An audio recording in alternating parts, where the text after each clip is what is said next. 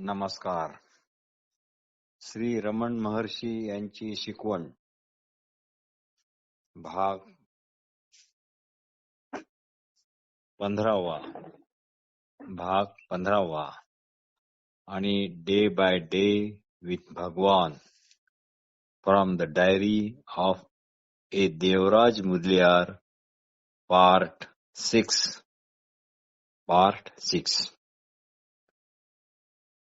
दिनांक 24/12/45 दिनांक 24/12/45 महर्षी म्हणाले, मुक्त असणे हा तुमचा सहज असा स्वभाव आहे. मुक्त असणे हा तुमचा सहज असा स्वभाव आहे. एकाने या बाबतीत त्यांना प्रश्न विचारला होता, त्याचे ते उत्तर देत आहेत. मुक्त असणे हा तुमचा स्वभावच आहे. मग तो परत मिळवणे इत्यादी कसे शक्य होणार? ते ध्येय तुम्हाला कशाला हवे? आपण मुळात तेच आहोत. फक्त हे जाणून घ्या व मी बंधनात आहे ही विपरीत कल्पना सोडा. पण लोक अहमला उगीच चिटकून बसतात. त्यांना भीती वाटते, पण ती भीती व्यर्थ आहे. कारण रोजच आपण जेव्हा झोपतो त्यावेळी हे काहीच नसते, तरी पण आपण असतो आणि अतिशय सुखी सुद्धा असतो. कारण झोप ही रावापासून रंकापर्यंत सर्वांनाच प्रिय आहे. कारण झोप ही रावापासून रंकापर्यंत सर्वांनाच प्रिय आहे. तामिळ कवन आहे की, जोपर्यंत अहमरूपी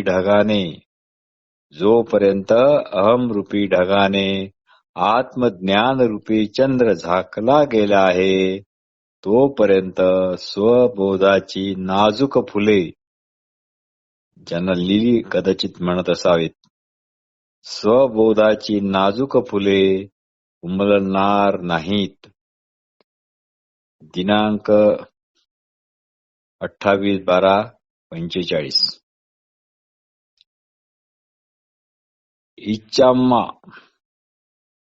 इच्छाम्मा ह्या गेल्या काही दिवसापासून आजारी आहेत. 2 दिवसापासून तर त्या कोमात आहेत. महर्षींना त्यांच्याविषयी कळवण्यात आले आहे. महर्षींनी त्यांच्या संबंधी जुन्या आठवणी काही सांगितल्या. सन 1907 पासून मला सतत ही इच्छाम्मा माझ्या भोजनाची व्यवस्था करत असे, असे श्री रमण महर्षी म्हणाले. इच्छाम्यासारखे अजूनही असे तिघे होते जे माझ्या खाण्यापिण्याची काळजी करत. महर्षी म्हणाले, त्यापैकी एक होती दाशी राजमबाल.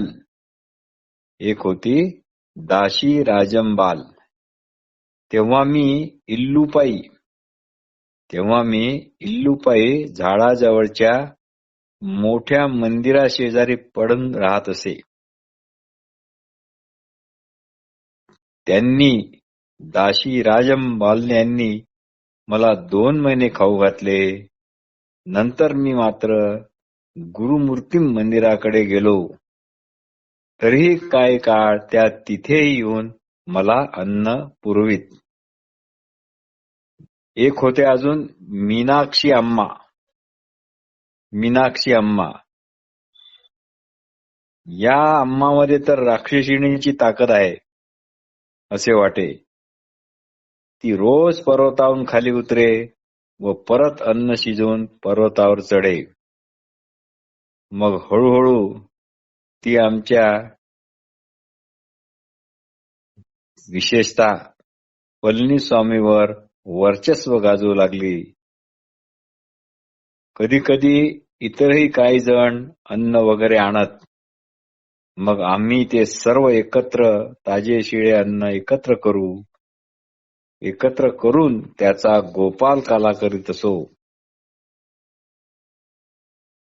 मग एक दिवशी मी कोणाला न सांगता दुसऱ्याच एका ठिकाणी चाललो गेलो.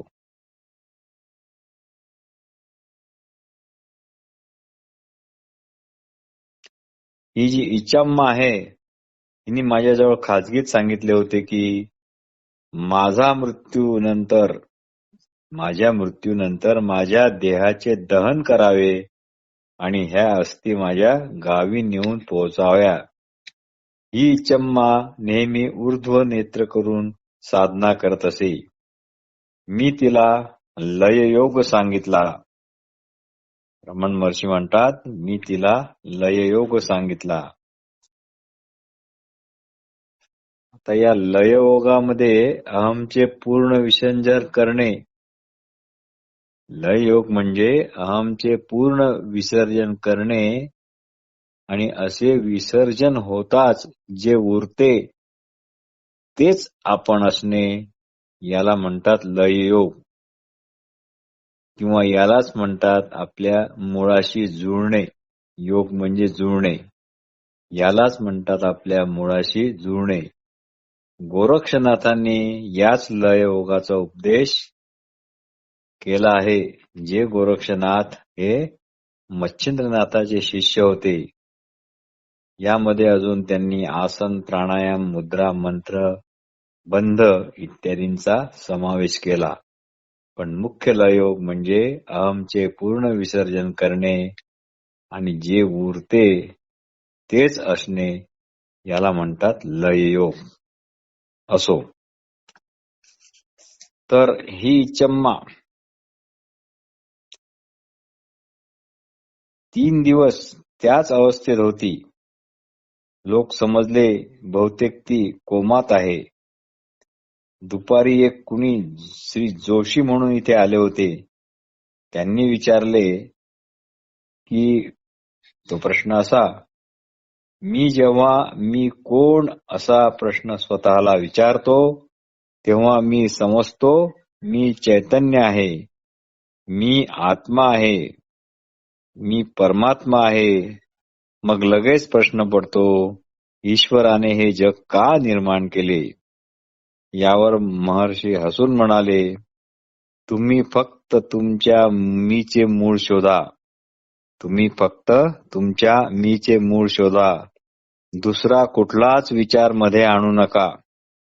दुसरा कुठलाच विचार मध्ये आणू नका की मी शरीर नाही, मी मन नाही, मी बुद्धी नाही, मी आत्मा आहे, मी चैतन्य स्वरूप आहे, इत्यादी इत्यादी. कुठलाच विचार मनात आणू नका किंवा कुठलाच विचार करू नका. हे मी शरीर नाही, मी मन नाही, मी बुद्धी नाही, हे काहीच असलेपणावर तुम्ही थोपवू नका. अशा लादलेल्या थोपलेल्या ओझ्यापेक्षा, अशा लादलेल्या थोपलेल्या ओझ्यापेक्षा असणेपणात म्हणजे आत्मभावात राहणे जास्त चांगले, कारण की ते तुमचे खरे स्वरूप आहे. कारण की ते तुमचे खरे स्वरूप आहे. फक्त आपल्या असणेपणाकडेच लक्ष द्या. फक्त आपल्या असणेपणाकडेच लक्ष द्या. विचार येताच फक्त याचे भान ठेवा की हे विचार कुणाला येत आहेत. हे विचार कुणाला येत आहेत. मुद्दाम कुठलाच विचार करत बसू नका. मुद्दाम कुठलाच विचार करत बसू नका. जसे मी शरीर नाही, मी मन नाही, मी बुद्धी नाही, मी अजर अमर आहे, मी अजन्म आहे, वगैरे वगैरे.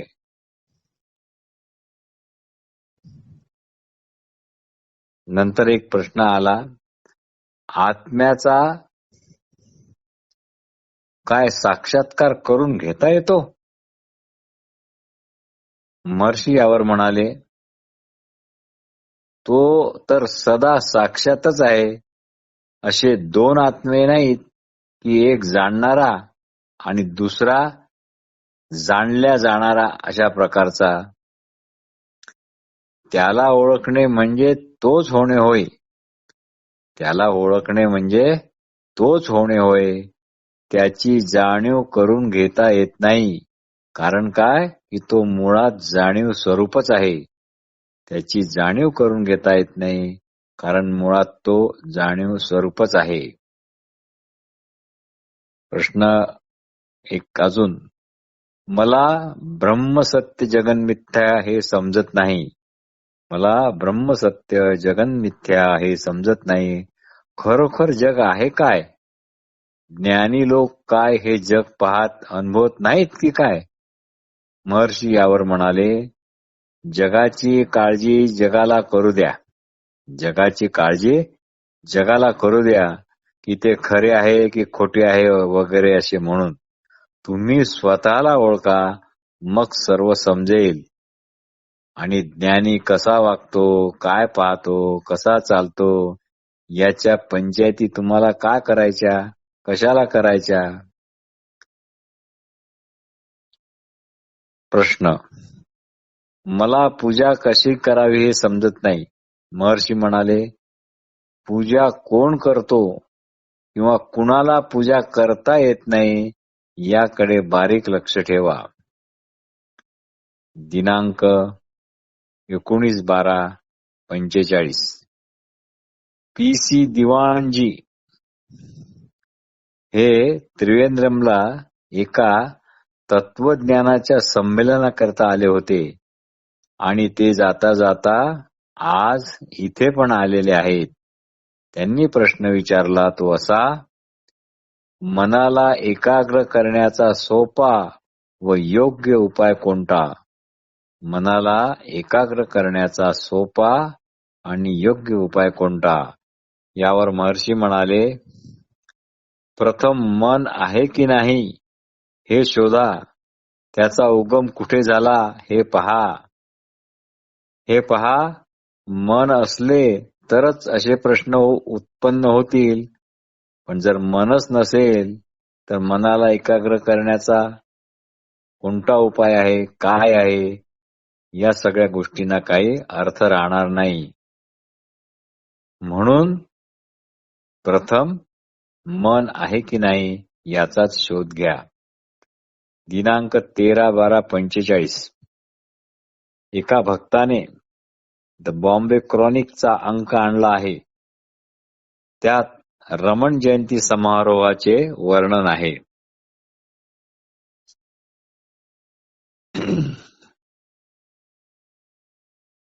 दिनांक 31/12/45. एक मुस्लिम गृहस्थ आलेले आहेत. ते पंजाब मधून आलेले आहेत. ते दोन्ही डोळ्याने अंध आहेत.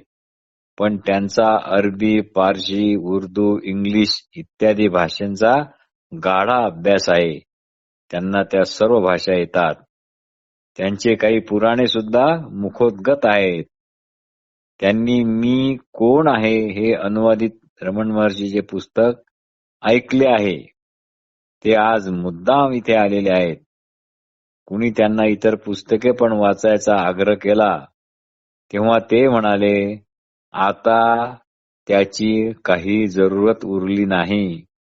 हे एकच पुस्तक पुरेसे आहे. म्हणजे मी कोण आहे हे एकच पुस्तक पुरेसे आहे. दिनांक 2/1/1946. एकाने प्रश्न विचारला, मी कोण आहे, मी कोण आहे असा शोध घेता घेता मला केव्हा झोप लागते हेच कळत नाही. महर्षी यावर म्हणाले, त्याची फिकीर करू नका, झोपा. झोपेत सुद्धा शोध आपोआप चालू राहील. एकाने अजून एक प्रश्न आणला, आपल्या देशाला जर प्रगती करायची असेल तर वर्णाश्रमाचे काय करावे?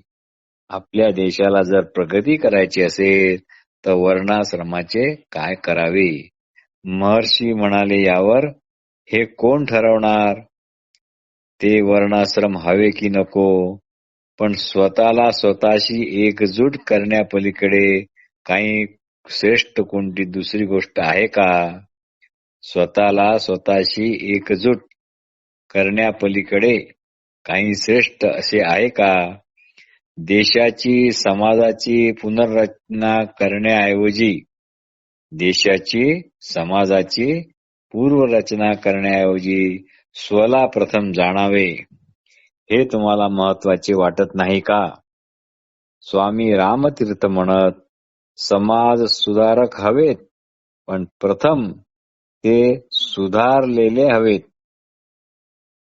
प्रश्न: ज्ञानी समाजापासून दूर राहून एकांतात का जातात? यावर रमण महर्षी म्हणाले, असे ज्ञानी जातील किंवा जाणार पण नाहीत. असा काही नियम थोडीच आहे की ज्ञानींनी एकांतात जावे वगैरे वगैरे असा. दिनांक 11/1/46. एक युवक कोलंबोहून आलेला आहे. त्यांनी असा प्रश्न विचारला, जे कृष्णमूर्ती म्हणतात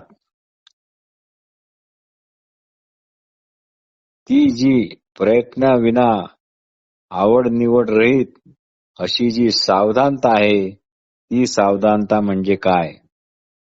महर्षी यावर बोलले, तेच तर आपले स्वरूप आहे. पण पूर्व वासनांचा जोर असल्यामुळे काहींना थोडा प्रयत्न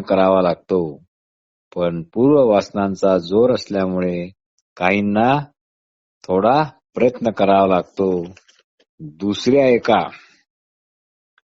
दुसऱ्या एका युवकाने प्रश्न विचारला, तो पण कोलंबोहूनच आलेला आहे.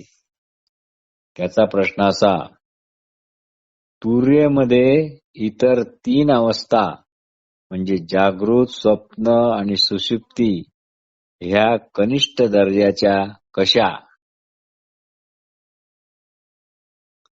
यावर महर्षी म्हणाले, खरं म्हणजे 3 किंवा 4 अशा अवस्था नाहीतच. सर्व मिळून एकच अवस्था आहे. आता आपण या ठिकाणी तुर्यावस्था म्हणजे काय हे थोडस विस्ताराने परंतु मोजक्या शब्दात पाहू. जाणकार आणि उत्सुक लोकांनी मांडुक्य उपनिषद आणि त्यावरच्या कारिका जरूर अभ्यासाव्या. तर तुर्य या शब्दाचा अर्थ आहे चतुर्थ, चौथा. हा तुर्य शब्द पहिल्यांदाच गौडपादाचार्य यांनी 7व्या शतकात वापरला. मांडुक्य कारिकेत हा शब्द आलेला आहे. जागृत, स्वप्न व गाढ निद्रा म्हणजे सुषुप्ती या 3 अवस्थेत जी या अवस्थेसोबत राहून पण न बदलणारी जी स्थिती असते ती असते तुर्या. वास्तविक ही अवस्था नाही व चतुर्थ अशी पण नाही, पण समजण्याकरता तिला चतुर्थ म्हणतात इतकेच. या चौथ्या अवस्थेचे वैशिष्ट्य असे आहे की या अवस्थेमुळे आपल्याला हे पण कळत नाही की आपल्याला काहीच कळत नाही. या चौथ्या अवस्थेचे वैशिष्ट्य असे आहे की या अवस्थेमुळे आपल्याला हे पण कळत नाही की आपल्याला काहीच कळत नाही. या तुरीय तत्वामुळे आपल्याला असा कोणताच अनुभव येत नाही की आपल्याला कुठलाच अनुभव येत नाही. म्हणून तुरीय अनुभवात असे पण नाही की काही नाही. म्हणून तुरीय अनुभवात असे पण नाही की काहीच नाही म्हणून. कधी कधी या तुरियाला तुर्यगा असे पण म्हणतात. संस्कृतमध्ये तुरीय म्हणजे चौथा. शांतम शिवम अद्वैतम चतुर्थम मन्यते स आत्मा स विज्ञेयम. जाग्रत म्हणजे विश्व, स्वप्न म्हणजे तेजस आणि सुषुप्ती म्हणजे प्राज्ञा. आता विलक्षण गोष्ट अशी की विश्व तेजस प्राज्ञेमध्ये तुरीय तत्व आहे म्हणजे त्याचा अन्वय आहे, पण तुरीय तत्वात विश्व तेजस प्राज्ञ नाही म्हणजे त्याचा व्यतिरेक आहे. असे वर्णन आले आहे की तुरीय हे अदृष्टम आहे, अवाङ्मय मनस गोचर आहे, अलक्षणम आहे, अव्यवहार्य आहे, प्रपंचोपशमम आहे. दोरीवर सर्प, माला किंवा भूछिद्र इत्यादी असा भ्रम होणे म्हणजे तुरीया या तत्वावर विश्व तेजस प्राज्ञ असा भ्रम होणे होय. जाग्रत अवस्था म्हणजे दुसरं तिसरं काही नसून पंचज्ञानेंद्रियाने जे ज्ञान ग्रहण केल्या जाते जागृत अवस्थेत त्यालाच जागृत अवस्था असे म्हणतात. आणि स्वप्नावस्थेत हे पंचज्ञानेंद्रियाचे ज्ञान ग्रहण करणे हे बंद असते आणि सर्व काही मन मनाचाच उपभोग घेते. व तुरीय तत्व सोडून जागृत आणि स्वप्नामध्ये अन्यथा ग्रहण असे असते आणि सुषुप्ती तुरीय तत्वचे अग्रहण अशा प्रकारचे. पण अन्यथा ग्रहण आणि अग्रहण ह्या अवस्था तुरीय तत्वामुळेच शक्य होतात. अन्यथा ग्रहण म्हणजे जे जागृत आणि स्वप्न अवस्थेत असते आणि अग्रहण जे सुषुप्ती अवस्थेत असते. हे दोन्ही म्हणजे अन्यथा ग्रहण आणि अग्रहण हे तुरीय तत्वामुळेच शक्य होते. म्हणून तुरीय तत्व हे न विश्व आहे, न तेजस आहे, न प्राज्ञ आहे, न तेथे अन्यथा ग्रहण आहे, न अग्रहण असे काही आहे. तेथे तुरीय तत्वच आहे. हे तुरीय तत्व जाणल्याने सर्व सुखदुःखाची निवृत्ती होते. कारण सर्व सुखदुःख जाग्रत किंवा स्वप्न यातच संभव असतात. तुरिया ही अवस्था नाही तर ते एक तत्व आहे. तुरिया ही एक अवस्था नाही तर हे एक तत्व आहे.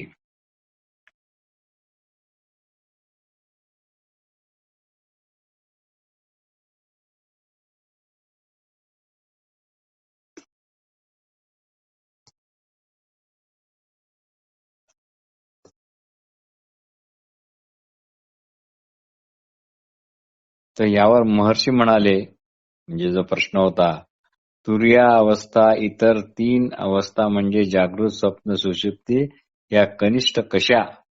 यावर महर्षी म्हणतात, खरं म्हणजे 3-4 अवस्था नाहीतच, सर्व काही एकच अवस्था आहे. श्री ओ पी रामस्वामी रेड्डीयार जे काँग्रेसचे नेता आहेत ते जवळच बसलेले आहेत. त्यांनी विचारले याच संदर्भात की चतुर्थ अवस्था जे आपले स्वरूप आहे त्यावर या 3 अवस्था का बरे येतात आणि जातात?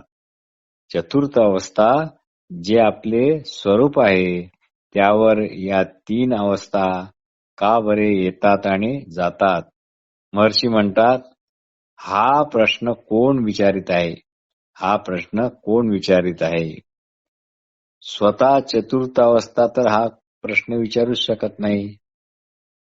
स्वतः चतुर्थ अवस्था हा प्रश्न विचारत आहे का? नाही. की जो म्हणतो या अवस्था येतात आणि जातात तो विचारित आहे.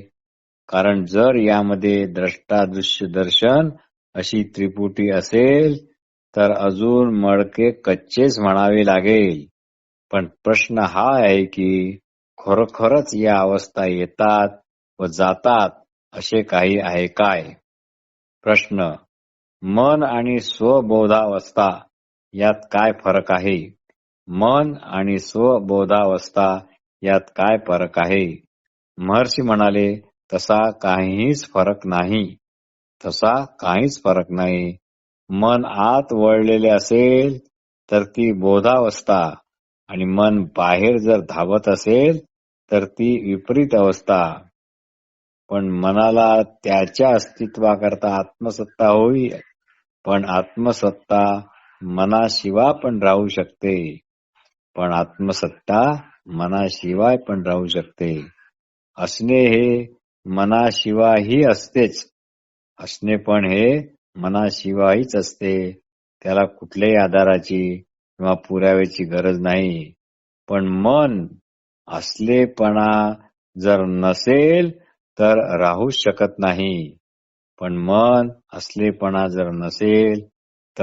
राहूच शकत नाही. नमस्कार.